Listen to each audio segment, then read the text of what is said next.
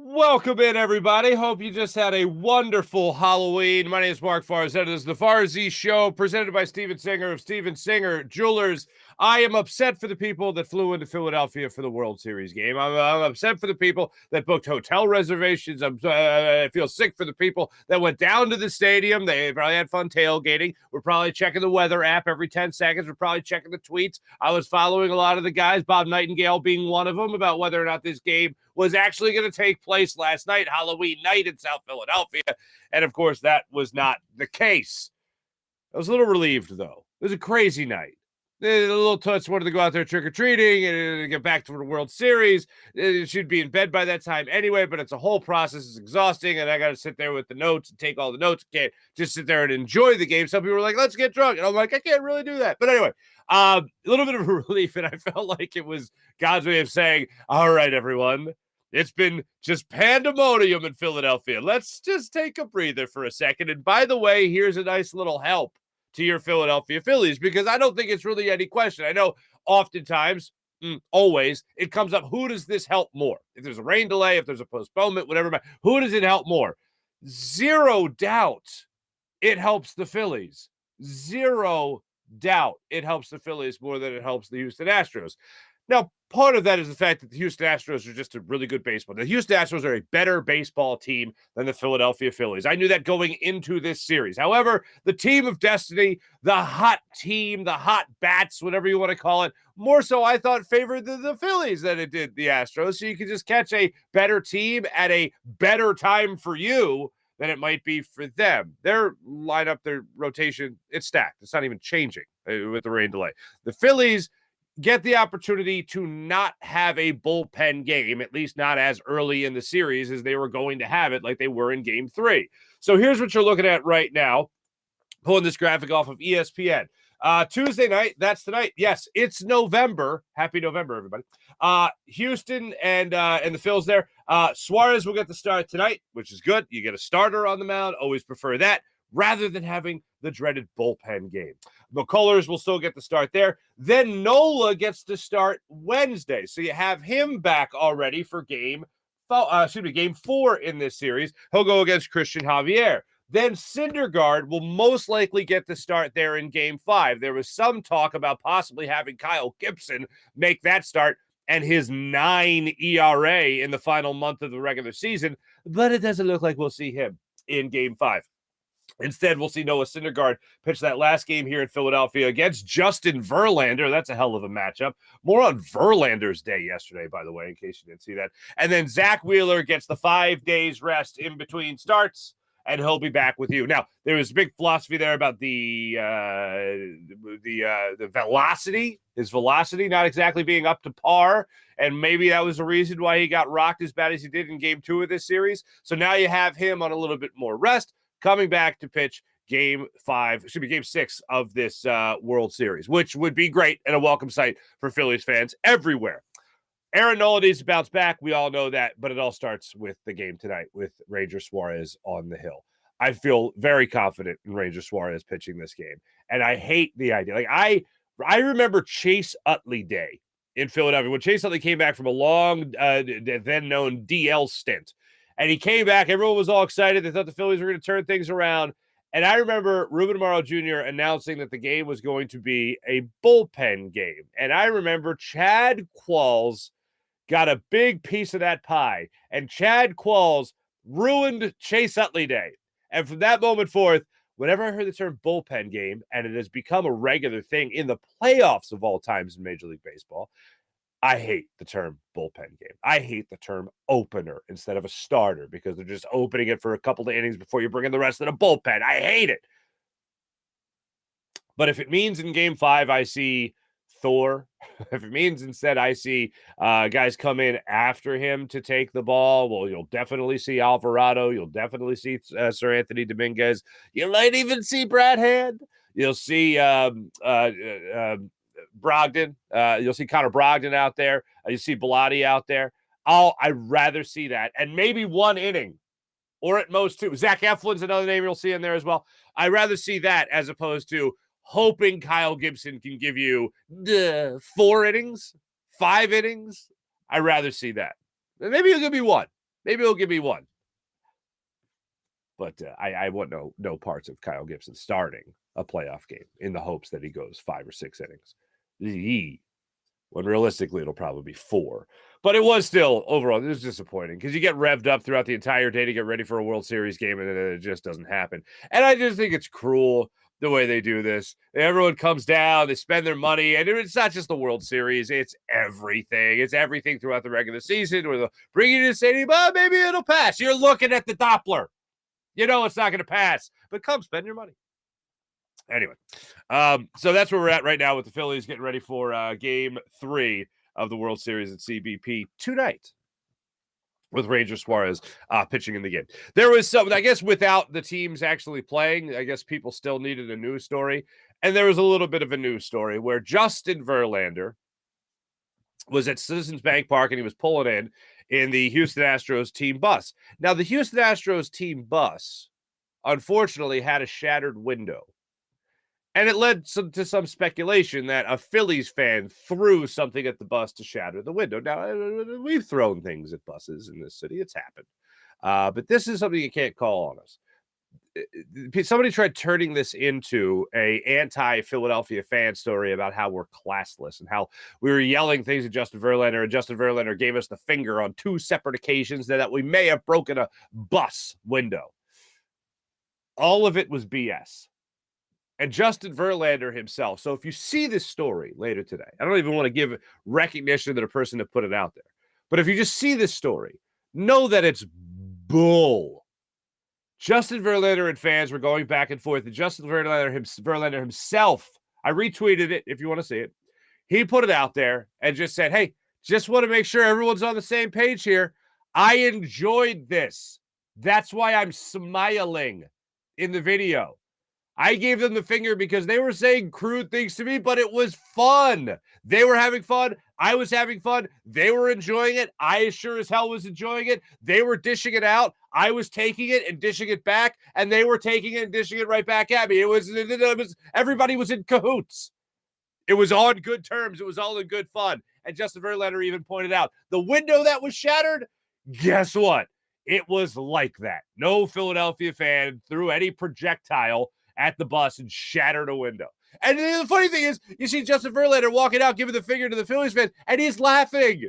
He's smiling. He's enjoying it. This is how every fan and every player should have that. This should be the relationship throughout. This is how every player should take our jeering, our ribbing when we give it to them, basically. That's how they should take it. This is fun. They're really into it. I obviously am into it. I want to win. They want to win. This is fun. That's all it is. Not, do you believe what Philadelphia said to me? Philadelphia said I suck, and my family sucks, and my whole entire ancestral line sucks. Like, no. We're trying to get in your head. Know the game on and off the field. Justin Verlander, good for him. I hope he loses in this series. But I appreciate him understanding the player-fan relationship, the away player, the visiting player to home fan base relationship. Is that how you say that? Being the visiting player, his relationship with that fan base that he's going to visit. There you go. So if you see that story today, I want to put you ahead of it. I don't want to put you behind. I want to put you ahead of it. That it's all BS. Philly was funny. Justin Verlander was hilarious. We didn't break a window. End of story. But yeah, so you have an opportunity now with this series being pushed back a day to avoid that bullpen game earlier in the series, which is great. To have Aaron Nola pitch earlier in the series, which is also great, and then also bring Zach Wheeler in earlier in this series, which is phenomenal. Without question, beyond a shadow of a doubt, this benefits the Phillies before it benefits the Houston Astros. And the Phillies, yes, of course, I still think, as the lesser team in this, maybe the hotter team, maybe the team is still going to win, still got to win it in 5, can still use all the help they can get. And it's a nice little blessing. It's a bounce. The ball bounces the way of the Phillies for the rain out, which is great. We got some Eagles stuff to get into. I want to make sure we touch on Nick Sirianni addressed the media yesterday. He was asked by my friend Ruben Frank, who I'll reference twice in today's show, about why the team is 7-0 and nobody's talking about it. Nobody is talking about, now this is on the Eagles. Nobody's coming out in their press conference talking about being 7-0. Everyone's being asked about it. And I pointed out yesterday that even though you came off this win against the Pittsburgh Steelers, your most convincing win of the season, the whole attitude was, yeah, but we left meat on the bone. I mentioned yesterday that you have a guy like A.J. Brown talking about how he should have had 4 touchdowns in the game. And you have a guy like Jalen Hurts saying, yeah, we still haven't played our best game yet. Okay, well, this is the best game you've played so far, but still no celebrating, nor will we accept it. But here is Nick Sirianni on why nobody is talking about being 7-0 at this point in the season. Because we know that the only thing that nothing matters, right? Dog mentality is that nothing matters of what happened before. We're ready to go today to get ready to go 1-0 this week, and that's something that it's just a mindset that we have as an organization. It's so to answer your question, yeah, it's because it's the greatest team sport there is. It's coaches, it's players, and we have great leaders on this football team that know what it takes to. There's been a lot of guys here, whether it's the guys that put their flag on the top of the mountain of the Super Bowl mountain, right, of the NFL, or guys in college that know what it takes to get to the top of that mountain. And so, what the common denominator of great teams is they focus on one day at a time, and they don't think about the past. They don't think about the future. They think about where we are and how we're going to go 1-0 this day. And completely focus on that, and that's the only way you get better. And I think our guys are seeing that's how you get better. And the more you kind of have success with that formula, the more buy-in there is, more and more and more and more. And again, when you got the guys that we have on our team and the leaders that we have on our team, that's just how they go about business, and that's contagious as well.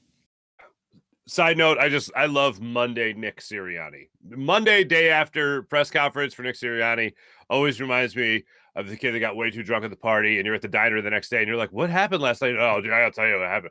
Oh, I gotta tell you what happened last night. I'll tell you what happened last night. I think I remember, but I'm not sure, but here's what I think happened. Like, he's got that kind of delivery and everything. He's just way too tired, way too out of it after coaching a football game the previous day. But as far as the mentality that goes into 7-0, they are unaware. I always say that this is throughout the season, really since week 4, I've been talking about how this is the hungriest blank and O team I've ever seen. Okay. Well, it's also like they seem to be totally unaware of the fact that they're 7-0. This is the first team that I've seen be great in a season. Perfect, to be better, more descriptive and more accurate. This is the first team I've seen be great or perfect and seem like they are totally unaware of it. And that's exactly what you want from your team.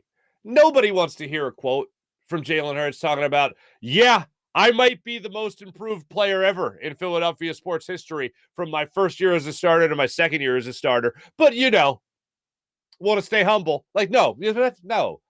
Nobody wants to hear from Nick Sirianni. I'm pretty great at this coaching thing. Now, aren't I? Like, no, nobody wants to hear that. No one wants to hear from Jason Kelce. Well, I've won a Super Bowl, and I think I'm going to do it again. So, okay. All right, cool. Even though if it came from Jason Kelce, it'd probably still be forgiven and amazed. We'd all be amazed by it. Nobody wants to hear the overconfidence. But it's a question that always comes up when you have a team playing very well, or in this case, next to perfect. Now, I'm going to say next to perfect. Perfect record. But we all know that there's been periods of time throughout these games where we go, I don't know if they have this one. Okay, good, they have it. Okay.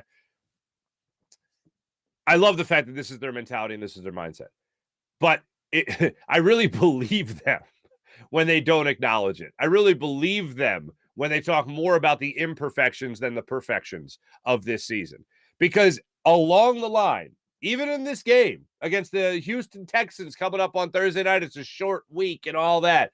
Even in this game, even in next week's game and the week after that, depending on how long this goes, people are going to talk about a point where the Eagles get too confident. And this is an example of that. Short week, you're traveling on the road Thursday night to play a much lesser team in the Houston Texans.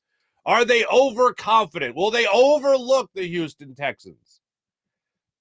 I'll tell you right now, the Giants, even though they lost, And the Cowboys, even though they just steamrolled this past weekend and Tony Pollard just went off in a game without Ezekiel Elliott, they're making it pretty easy for the Eagles to stay focused, especially the Cowboys.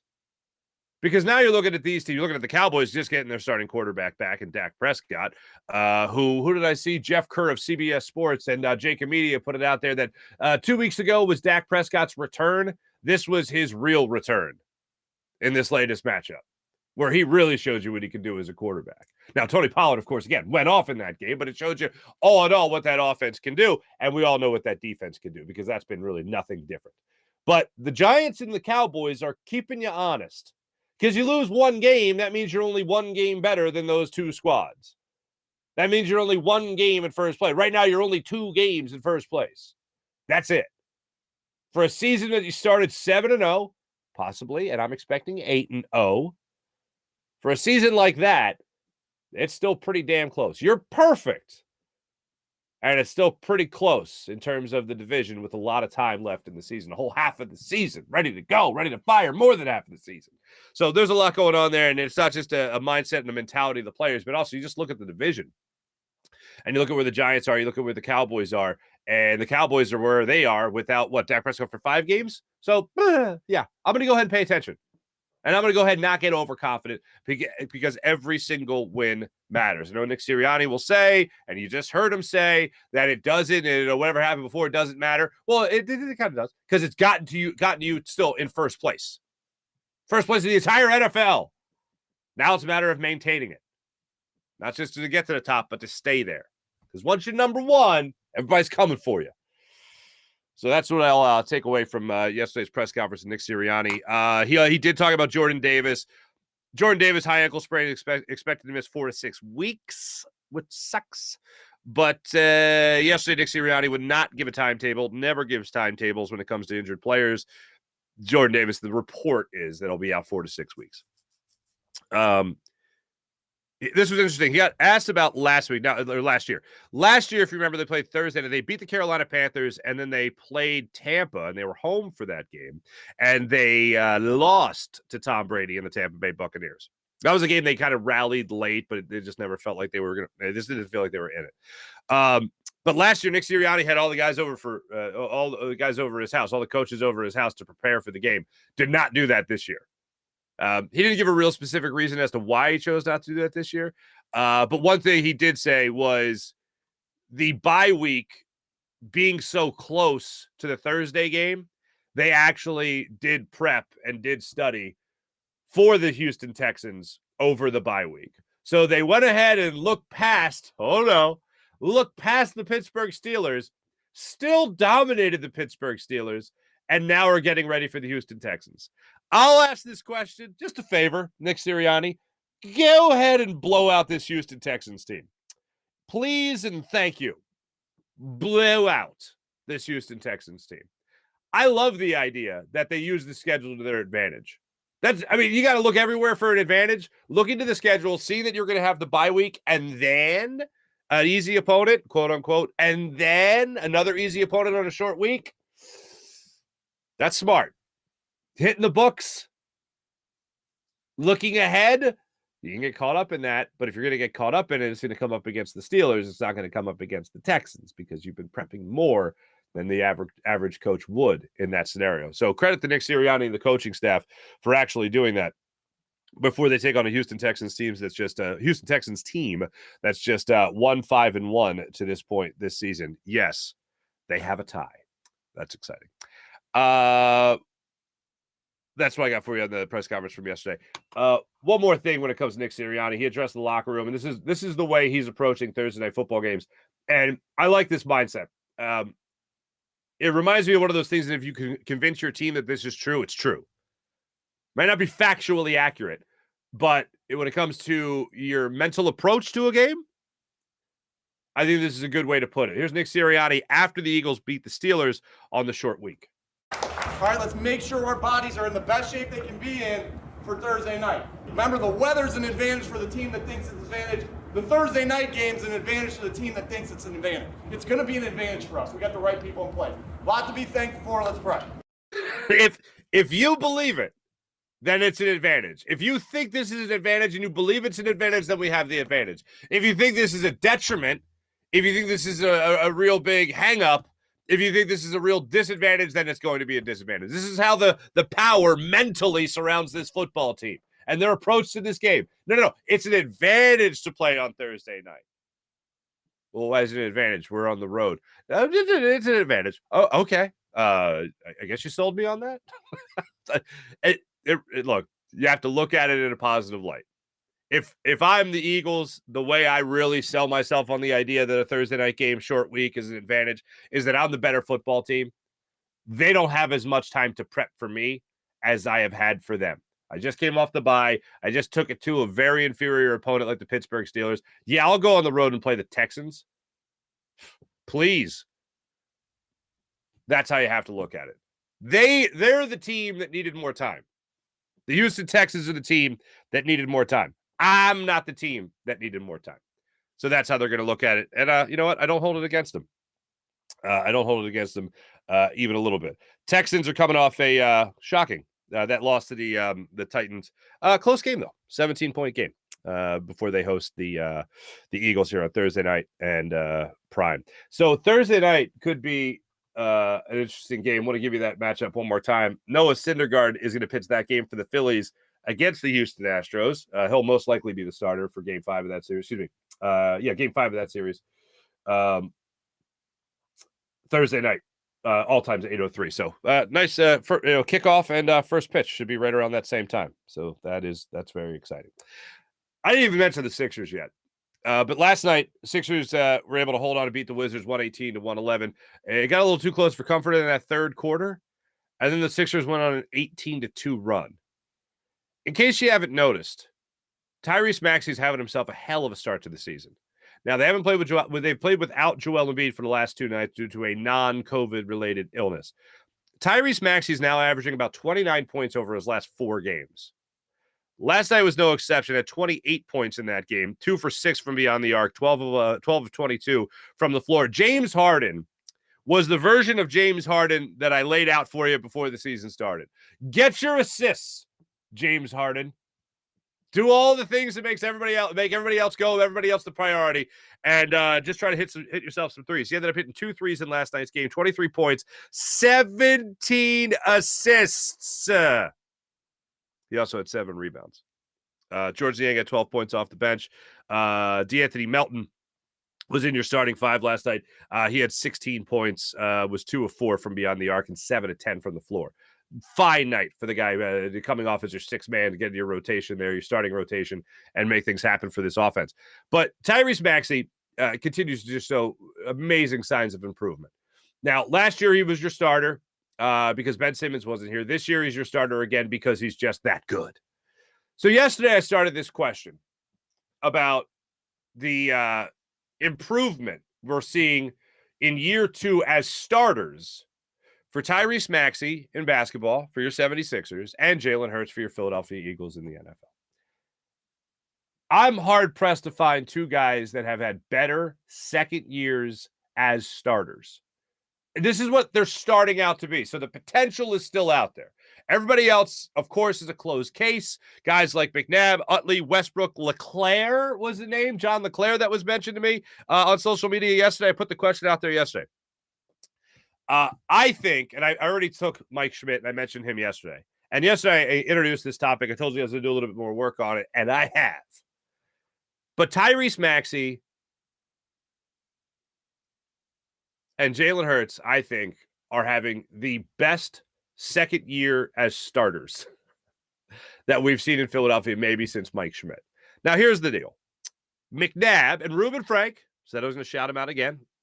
Nobody knows the numbers better than Reuben Frank. Nobody covers the Eagles like Reuben Frank, have to say. But McNabb started 6 games his rookie year. He played in 12 of those games his rookie year. His second year was his first year as a full-time regular starter. So if you remember, Jalen Hurts started 4 games at the end of the season that Carson Wentz was still here.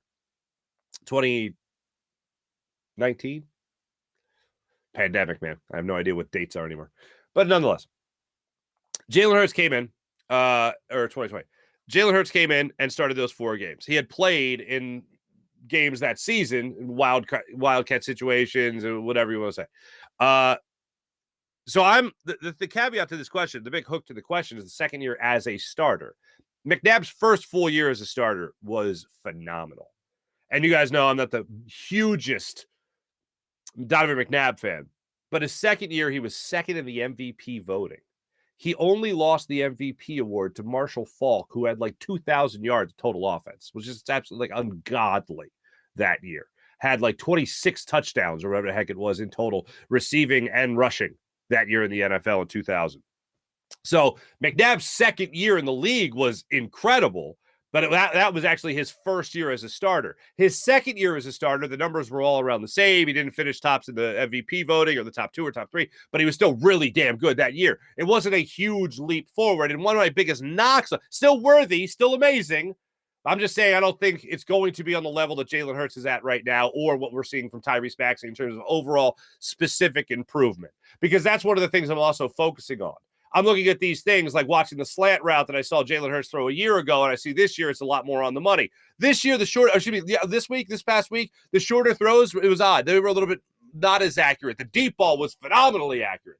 Donovan came into the league being able to throw a great deep ball. I think as his career went on, he threw the perfect deep ball. It wasn't just a TO, although that was great. He would do that later with Deshaun Jackson. Hell, he was doing that with Todd Pinkston.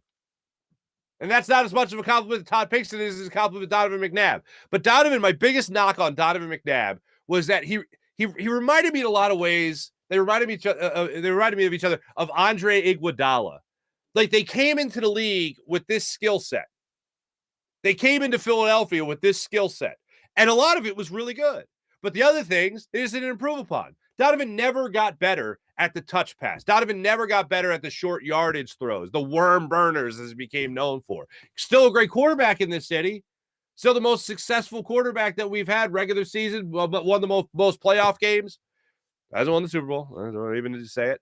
But he came into the league as a really good quarterback. Andy Reid developed him into a better quarterback, but a lot of those specific things, he got much better at the things he was already good at, and he never really improved upon the things that he was bad at. Like the touch throws, whatever you want to say, all those types of throws, the short throws as well. I just didn't see that. And you can even argue that he didn't get better because you saw him not use his legs as much to try to get your first downs and scramble. He didn't want to be known as the running quarterback, whatever. He wanted to be known as a guy that would get, 7 or 8 or 9 different receivers involved in a game catching passes from him. And in Andy Reid's offense, his West Coast pass-happy offense, that was possible. And I give him credit for wanting to improve upon that.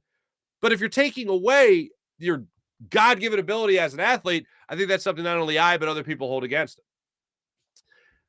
So Donovan, for me, great quarterback, came into the league great at a lot of things, left still bad at some of the things he never really prove upon while he was here in Philadelphia. But the second year in the league, MVP, second in the league in the MVP, but his second year as a starter, still along the same lines as far as his production. Westbrook was another name that was mentioned. And again, the caveat there, the hook there is second year as a starter.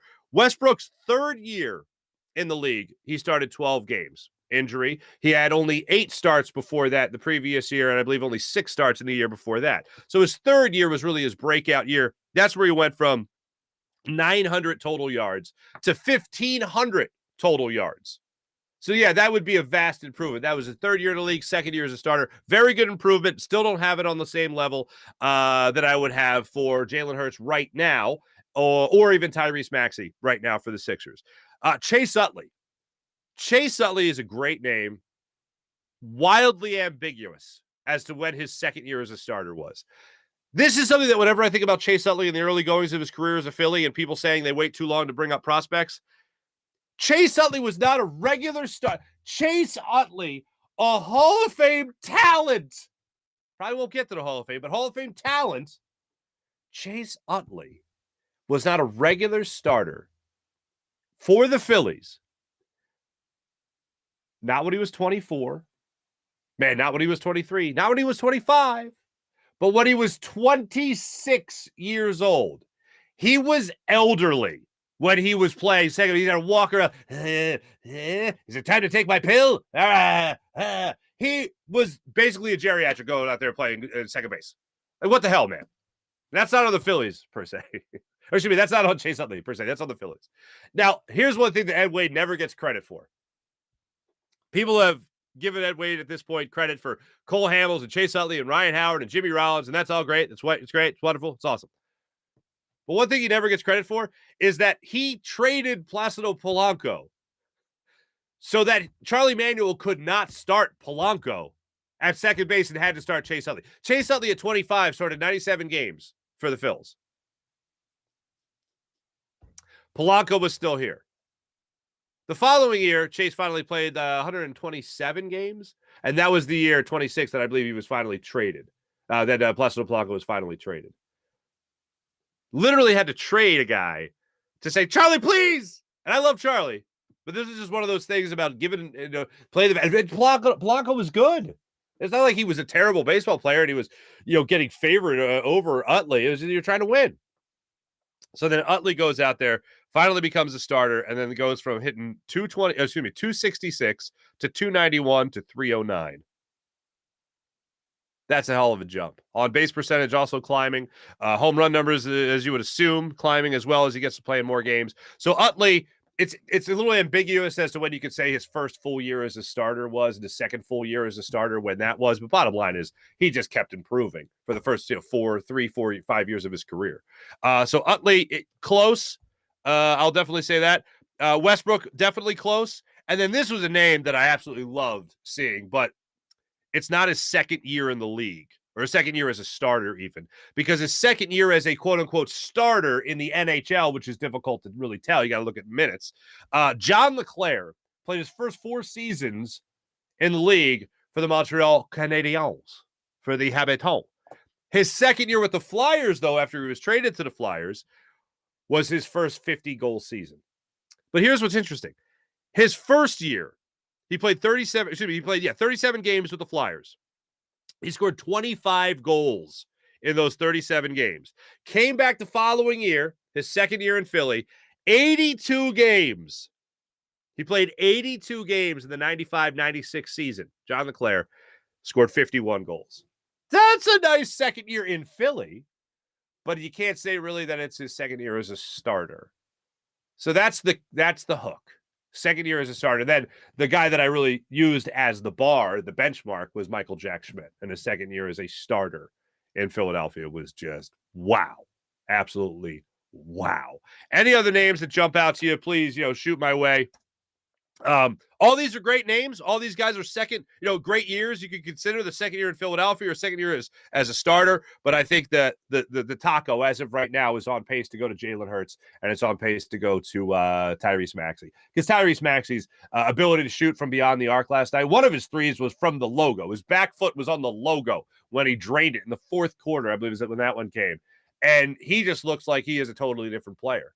Now, I had said it's going to be difficult for Tyrese Maxey to take another huge step forward because I don't even think he took a step forward. I don't even think he took a leap forward from his rookie year to his second year in the league last year.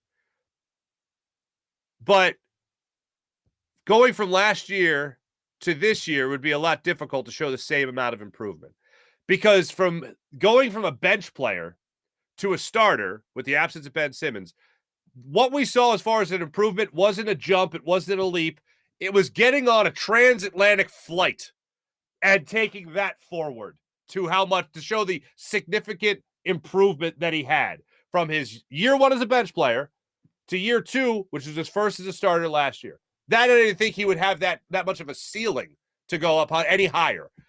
And he's breaking through that ceiling and he's going up to another floor this year, which I didn't think he could do. But man, you're talking about 28, 29 points he's averaging over the last 4 games in the early goings of a season. You're talking about only a season that's 8 games old. I know they haven't been playing with the big man, with Joel Embiid over the last 2 games. But man, if Tyrese Maxey can keep this going, you're going to be looking at an all-star. James Harden, you're going to be looking at an all-star. Joel Embiid, you're going to be looking at an all-star. You're going to look at 3 all-stars just coming from the Philadelphia 76ers. Especially if Harden is keeping up his assist game. I'm not expecting 17 a night from James Harden, but I think 13 to 15 is realistic When you think about guys like Maxey and Embiid scored for him, Tobias Harris got on the action a little bit last night too, 16 points for him. He knocked down a 3, 6 of 10 from beyond the arc. So you got guys in this starting rotation that'll definitely fuel a guy like James Harden, his assistability. But this is going to be a very dangerous team if Tyrese Maxey all of a sudden is taking that major step forward. That a lot of people, they weren't like me. A lot of people did not doubt that he could take another major leap forward. I thought he would improve. I thought that his offseason workouts were legit, similar to Jalen Hurts. That his offseason workouts were legit, that he was going to come back a better player. But the ability to shoot from the outside is making him a much better player. And the knowledge of when to take it to the rim. When somebody's coming out to guard you, how to get right past him. I mean, look, he's got that blow-by speed. He's got that blow-away speed, no doubt about that.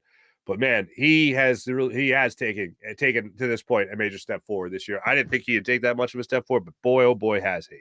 Now, Jalen Hurts, for me, I've mentioned it many times as to why I think he's improved so much. It just basically comes down to what I didn't see him do well last year, I have seen him do very well this year. And one of the first things that comes to mind there, Nick Sirianni is quick to point this out whenever he's asked about Jalen Hurts. It's all about how Jalen Hurts does his pre-snap reads.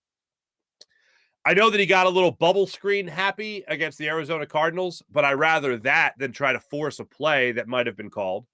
I rather my quarterback be comfortable and first off, check out of something that he's not comfortable running because of what he's seeing, and at least making a play that's not going to turn the football over. Because the biggest unsung hero of this season is the Eagles' lack of turnovers. You get turnovers, you get takeaways. Oh, we'll be talking about how great your defense is. When you don't turn the football over, it becomes an understatement because you're not supposed to fumble the football. You're not supposed to throw interceptions. But when you do, But on defense, you're supposed to take away the football. You're supposed to get interceptions. You're supposed to hit hard and force fumbles and punch the ball out. The Peanut Tillman punch. You're supposed to. On offense, you're not. So when it doesn't happen, you don't talk about it. But 2 turnovers? There's going to be a game. It's just how the sports gods work, I guess. There's got to be a game where you just can't do anything right. Where the other team scores first, you go to get back into it, and next thing you know, you're looking like you're looking like the Cincinnati Bengals last night, who could do nothing right in that game. Could not protect the quarterback even a little bit. You could do nothing right. You looked great the previous week. Joe Burrow throwing for 1,000,000 yards and touchdowns left and right. And then you come out this game, Monday Night Football against the Browns on the road, and he gets sacked, I don't know, I think the record 1 billion times. I think he was sacked 1 billion times last night. You're going to have games where you just don't do anything right. The Eagles have had stretches in games where they couldn't do anything right. Excuse me, or couldn't keep that momentum that they had built in the early goings of the game, or keep the momentum in the second half that they built in the second quarter. They found a way to come out on top still, which is all you can really ask. You're going to go through ebbs and flows throughout a season, ebbs and flows throughout games. The Eagles have been able to get those ebbs and flows corrected throughout the season in game, which has been very impressive. There is one game that no one's going to see them lose, and they're going to lose, and that's going to suck. But the magic part about this team is not turning the football over, and the other part of that is just their mindset going into each and every game. That every week is its own individual season. Maybe this week it's a little bit different. Maybe this week is a little bit different. Simply because you have a team coming in, or you're going to visit a team that is bad, first and foremost, and you just played a game Sunday afternoon. So it's a little bit of a quick turnaround for the Eagles, so to speak. But maybe that'll make them look past. Maybe that will just have them look forward to having another week off, essentially. A mini bye, if you will. Let me tell you about Steven Singer of Steven Singer Jewelers, the other corner of 8th and Walnut, right here in Philadelphia. Ladies and gentlemen, when it comes to real jewelry experts, get the perfect price each and every day online at IHateStevenSinger.com with the other corner of 8th and Walnut. Steven Singer is standing by at the ready, looking to give you the perfect price. Now, what's the perfect price? I'll tell you the perfect price. The perfect price is when you can walk in there, get treated like a real family member at Steven Singer Jewelers, and not feel like you have to pay more than the person next to you. The person next to you is paying the same money that you're paying because they, too, are getting the perfect price. It's not some wild deal or coupon or promo code or sale or anything like that. Hey, when's the sale? Did I miss the sale? The sale was yesterday? Never happens to Steven Singer because the sale's every day with the perfect price. Other jewelers like to mark things way up just to mark it down a couple of bucks. Just to make you feel like you want something.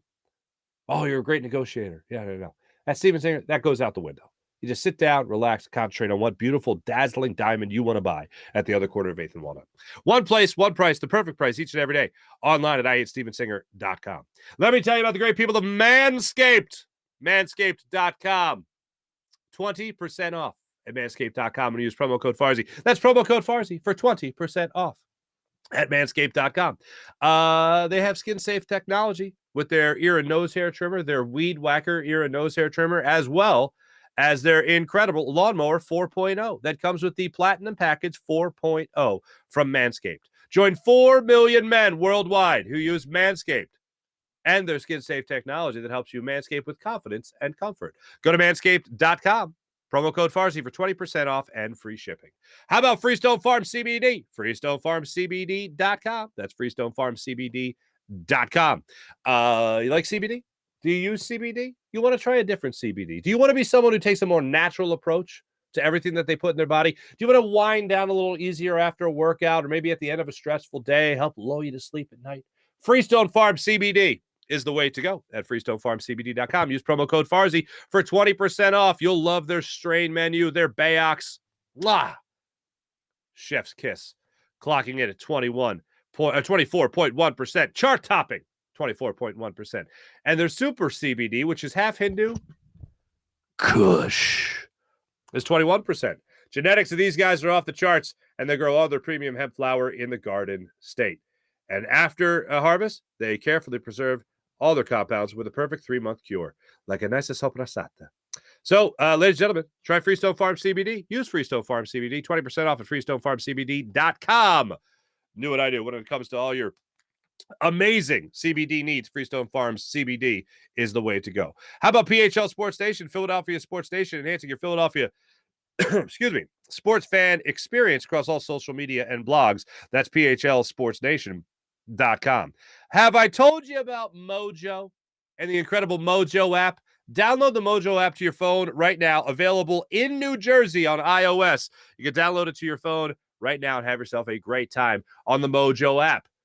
Must be in New Jersey to trade on Mojo. Mojo has players as stocks. Buy low, sell high. Each player has a share price attached to them. A.J. Brown up 7.74%.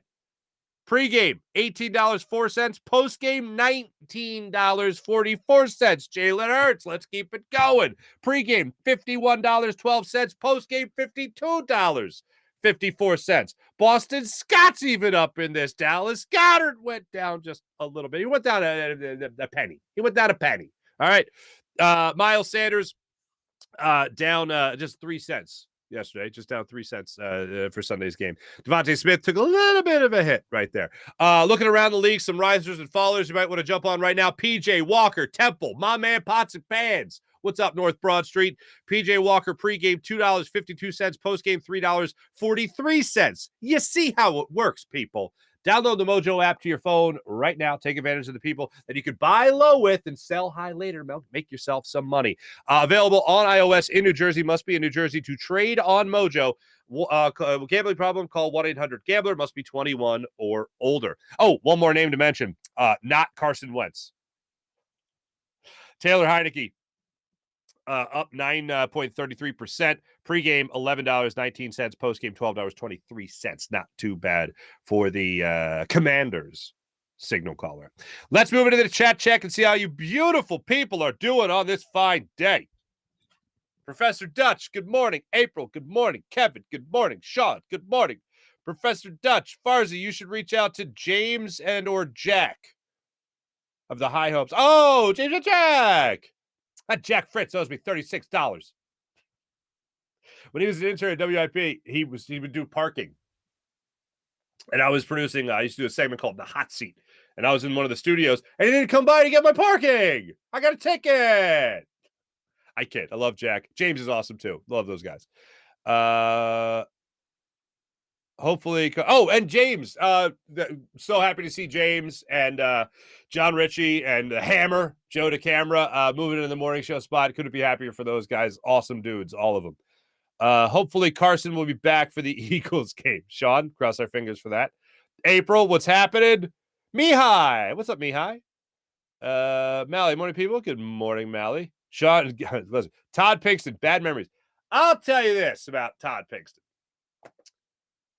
The year before the Eagles got T.O. was the year it was cemented that the Eagles needed T.O. Because they were running, for the first time in the Andy Reid offense, they were running like fly routes. They were running like go routes. And in the West Coast offense, strict West Coast offense, Andy Reid was trying to do, which I hated at first because you had this strong arm, big armed quarterback like Donovan McNabb, and you were like, let's settle down, and you just have to be accurate on short throws. What? Why? That's stupid. Why would I do that? His greatest talent is a strong arm? Being able to throw it 90 yards down the field, and you want him to throw, 5-yard ins? No, thanks. Anyway. But they started using those fly routes with Donovan McNabb, and he was bombing it down the field. And the first guy who was bombing those down the field, too, was Todd Pinkston. And then I guess it was watching that that made me go, or made the Eagles go, man, you know what? If we had somebody that was, no, stay with me here. If we had somebody that was better than Todd Pinkston doing that, would we be a better football team? Nah, that's too easy. Nah, why would we do that? We're not gonna get no wide receiver. That's just bonkers. But maybe it's not. Maybe we do go out there. We get like a Terrell Owens out here. They seem to be really hitting it off at the Pro Bowl in Hawaii. Maybe we'll bring in that T.O. guy. What could go wrong? Well, nothing until year 2. Year 2 might. I've been talking about year 2 as a starter for these guys. Year 2 as a starter in Philadelphia for T.O. I don't know if it's gone worse for anyone. Oh, that's another. Somebody mentioned Carson Wentz. Year 2 as a starter for Carson Wentz. He was the MVP of the league until he was hurt. That's a pretty damn good year. But I hereby banish any positive vibes towards Carson Wentz. Anyway, that's what I got for you. RJ, what's up, RJ? Professor Dutch, 6 innings, and our lineup hits 3 home runs. I'll take it. Ranger Suarez, Ranger Danger will dominate Astros lineup for 6, and our guys will hit their starting pitcher. I like it. I like it a lot. Leap was crazy. It was just bonkers. Sean Gillespie, Freddie Mitchell, James Thrash losing to the Panthers. More bad memories. Thanks, Farzy. The Panthers. That was the Jake Delhomme year. Wow. Panthers, Bucks, Rams. They beat the Falcons, obviously. Made it to the Super Bowl. That was fun. Remember that? And the Cardinals. By the way, I still think, what was the Kevin Curtis? I still say Kevin Curtis was pass interfered with in that last pass by McNabb. Had his legs tackled. Couldn't make the throw. No call on the play. No call. No flags.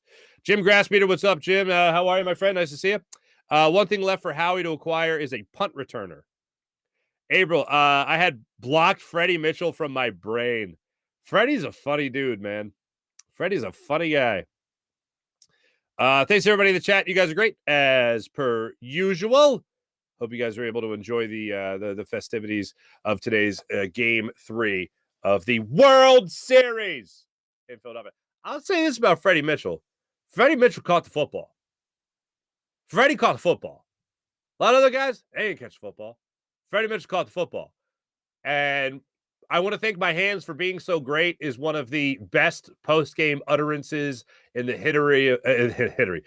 history of post-game utterances. That one lives on in infamy. But yeah, Freddie caught the football. I like Freddie on the field. Freddie's between Freddie's ears cost him a lot, and he's aware of that. But yeah, that was a nice little run there for Freddie Mitchell here in Philadelphia until Andy Reid just couldn't stand him anymore, and then that ruined first-round wide receivers until Deshaun Jackson. Pretty much for the Eagles on that. Thanks everybody in the chat. You guys are great as per usual. RJ, just real quick, hit me up. Which leap was crazy? Which one are you referring to right there? Just hit me up later in the chat there. Let's move into the morning rush. Brought to you by Sky Motorcars, SkyMotorcars.com. Once again, Lance McCullers Jr. scheduled to be the starter tonight for the Houston Astros. He is 4-2 in the regular season with a 2.27 ERA. I did highlight for you yesterday his last start. He allowed 4 runs, 3 of them earned on 5 innings of work. In 5 innings of work on 8 hits against the Yankees. It was a game that the Yankees were able to lose. And it was on the road. It was a start on the road for McCullers. Pitched better at home for the Astros, but got roughed up a little bit there by the Yankees, allowing those 8 hits, allowing 1 walk as well, and a 6-5 Houston Astros victory. And then tonight, Ranger Suarez on the bump for the Philadelphia Phillies. Our World Series hopes and dreams, and going up 2-1 are on the shoulders of a one Ranger Suarez. He's pitched out of the bullpen. He's started. He's done it all for you. Really looking forward to this game tonight, as I know most people are as well. That's the show today, folks. Appreciate you. If you can think of any other starters in their second year that dominated and really took a big leap forward, please send my way. I'm racking my brain to find some more before the season's out because, well, like I said, we have a complete grade for everybody else. We got a complete grade for LeClaire, Westbrook, Utley, McNabb, Wentz, womp womp. Still undecided until the season's over for Maxey and Jalen Hurts. But so far what I've been seeing, especially on the Jalen Hurts side, because we have such more of a sample size in terms of percentage of the season, that Jalen Hurts, I think, is obviously leading the pack right there. But yeah, hit me up if you guys think of any other second-year starters in Philadelphia sports history that you think would surpass what Maxey and Jalen Hurts could do this season. Thanks for watching. Thanks for listening. I still got a 4-2 Phillies victory today. I just think no matter what, the Astros are going to get a couple of runs on you. 4-2, Phillies win this game today. They go up 2-1 in the series. That's my prediction for today's game. Thanks for watching, everybody. Jim Heine produced the program, did a wonderful job as per usual. This is the Farzy Show. It's a Buzz Sports and Entertainment production. Have a great rest of your day. Let's go, Phils.